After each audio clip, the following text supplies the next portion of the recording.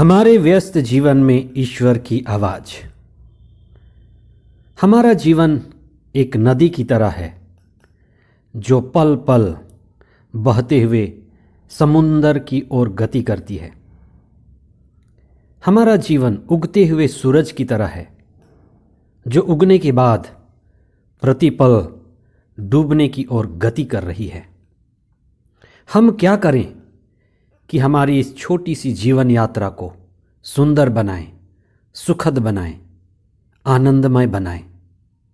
हम प्रभु के वचन को सुनें, प्रभु को अपने जीवन का साथी बनाएं, क्योंकि हम उसी में जीते, विचरते और राज करते हैं। आइए हम प्रभु के दिव्य वचनों पर चिंतन करें। कहा गया है, डटा रहा जो अपने पथ पर, लाख मुसीबत आने में मिली सफलता उसी को जीने में या मर जाने में। 34वां सामान्य सप्ताह 24 नवंबर 2021 बुधवार। पहला पाठ नबी दानियल का ग्रंथ अध्याय 5 पद संख्याएं 1 से 6, 13 और 14, 16 और 17 तथा 23 से 28 तक। संत लूकस का सुसमाचार अध्याय 21 पद संख्याएं 12 से 19 तक। जब हमें आत्मज्ञान होता है, ईश्वर की झलक मिलने लगती है, पर भी हमारे अंदर का दर्द कम नहीं होता, विरह कम नहीं होता, पर दर्द झेलने की ताकत आ जाती है। ईश्वर का अनुग्रह मिल जाता है और पर्याप्त मात्रा में प्रभु हमें अनुग्रह देते हैं कि हम अपने जीवन को सार्थक बना सकें। ईसा ने जब अपने शिष्यों को अपने पीछे चलने को कहा, तब उनसे सबसे महत्वपूर्ण बात यह कही कि जो लोग मेरे पीछे चलना चाहते हैं वह अपने क्रूस उठाकर मेरे पीछे चलें, क्योंकि तुम्हारे मेरे पीछे चलने से लोग तिरस्कार करेंगे, लोग तुम पर अत्याचार करेंगे, क्योंकि सत्य के पीछे चलने वालों को लोग पसंद नहीं करते। उन्होंने अपने शिष्यों के लिए पहले ही कह दिया था कि तुम्हारी यात्रा जोखिम भरी यात्रा होगी। मेरे शिष्य बनने के लिए तुम्हें अपना क्रूस उठाकर मेरे पीछे चलना होगा। अपना क्रूस उठाकर ईसा के पीछे चलने का अर्थ है ईश्वर की इच्छा पूरी करना, ईश्वर की मर्जी के अनुसार जीना। हम अपनी मर्जी के अनुसार जीते हैं, लेकिन जीवन वह नहीं है। जीवन वह असली है जो हम अपने सृष्टिकर्ता की इच्छा के अनुसार जीते हैं। हमारा जीवन एक संघर्ष है और एक चुनौती भरा हुआ जीवन है। इसलिए जीवन में कई परीक्षाएं आती हैं और कई बार ईश्वर ही हमारी परीक्षा लेता है, और सबसे पहली परीक्षा हमारी ईश्वर से ही होती है, और ईश्वर ही हमें कई परीक्षाओं से गुजरने की शक्ति भी देता है।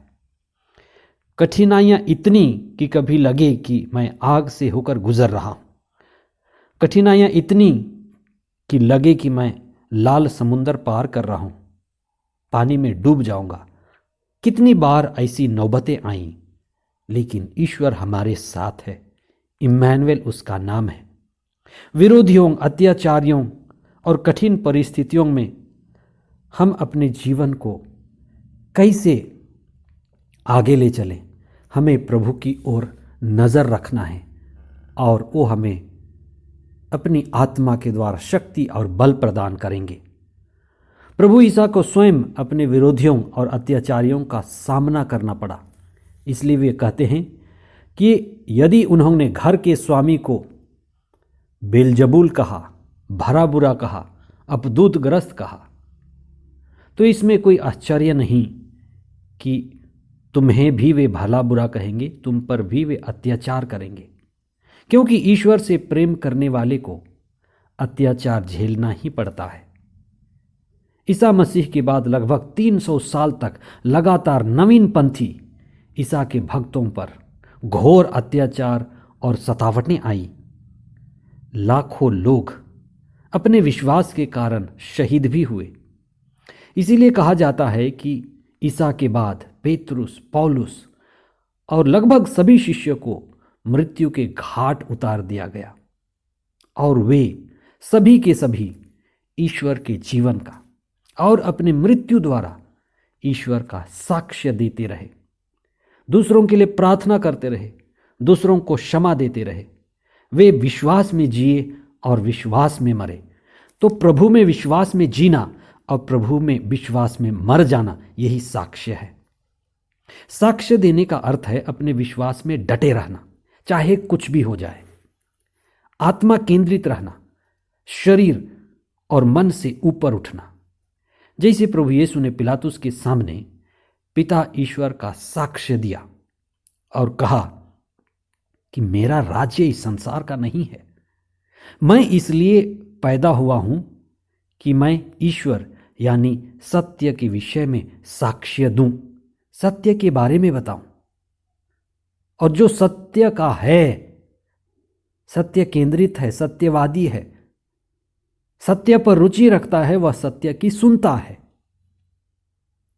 प्रभु कहते हैं कि जब पवित्र आत्मा आएगा तो तुम सभी साक्ष्य दोगे। प्रभु ही हमारे जीवन में आकर हमें साक्ष्य देने की शक्ति देता है। प्रभु चाहता है कि हम कष्ट, अत्याचार व संकट में ईश्वर में दृढ़ बने रहें और ईश्वर की महानता व करुणा के बारे में सारे संसार को बताएं। आज के पहले पाठ में राजा बेलशाजार की विलासिता और ईश्वर के लिए प्रयोग होने वाले पवित्र वस्तुओं को अपने लिए प्रयोग कर खुद के लिए विपत्ति बुलाने की चर्चा है कि ईश्वर द्वारा उसके लिए विनाश की भविष्यवाणी हुई। हमारे ईश्वर के प्रति श्रद्धा और भक्ति जरूरी है। इसलिए पवित्र स्थानों में और उन पवित्र वस्तुओं को जिनको हम श्रद्धा, भक्ति, प्रार्थना में करते हैं, उनको बनाए रखें, क्योंकि ईश्वर को श्रद्धा, भक्ति और आदर देना जीवन की सबसे बड़ी बात है। क्योंकि जब हम प्रभु पर श्रद्धा रखते हैं, प्रभु हमें आशीष देते हैं, ऊपर उठाते हैं। जब हम प्रभु के सामने विनम्र होते हैं तो प्रभु की आशीष हमें मिलती है। आइए हम विशेष प्रार्थना करें। हो सकता है आप कठिन परिस्थितियों से गुजर रहे हैं, आर्थिक तंगी, पारिवारिक समस्या, व्यक्तिगत समस्या, बीमारी, परेशानी, घबराहट या कई मामले आपके जीवन में आ सकते हैं। जो भी हैं, आप प्रभु पर विश्वास करें, भरोसा रखें, उनकी ओर अपनी नज़र गड़ाए रखें और विश्वास के साथ प्रार्थना करें। आइए हम एक साथ प्रार्थना करें कि प्रभु हमारे जीवन में आशीष दे, कृपा दे, हमारे साथ रहे, विशेष करके कठिन क्षणों में। हे प्रभु, हमें दुख, संकट व पीड़ा के समय धैर्य, विवेक और प्रचुर मात्रा में कृपा प्रदान कीजिए। हम दृढ़ बने रहें और हमारा विश्वास मजबूत रहे।